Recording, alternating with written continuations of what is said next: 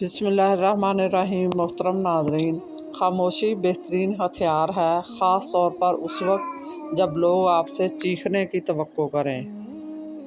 दौलत पर कभी तकब्बुर मत किया करें, इसलिए कि अगर हलाल है तो हिसाब देना पड़ेगा और अगर हराम है तो अजाब सहना पड़ेगा। ज़मीन अक्लमंदों से तो भरी है मगर दर्दमंदों से खाली है। जिस दिन लोगों को ये बात समझ में आ गई कि मखलूक से मोहब्बत खालिक तक ले जाती है, उस दिन रूए ज़मीन पर अमन कायम हो जाएगा। दुनिया की सबसे महंगी चीज़ भरोसा है, जिसे कमाने में सालों और गंवाने में सिर्फ एक लम्हा लगता है। आंसू मुस्कुराहट से ज़्यादा स्पेशल होते हैं, पता है क्यों?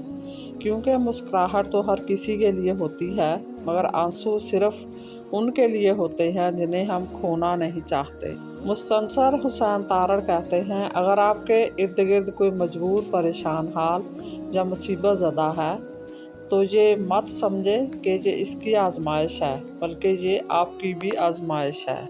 सच्चाई और नेकी का रास्ता दुश्वार ज़रूर है, लेकिन मंजिल बहुत खूबसूरत। बुराई का रास्ता बहुत आसान, लेकिन मंजिल तबाही। वासफ़ अली वासफ़ कहते हैं, अल्लाह को मानना चाहिए, अल्लाह को जानना मुश्किल है। हमारे ज़िम्मे तस्लीम है, तहकीक नहीं। तहकीक दुनिया की करो और तस्लीम अल्लाह की।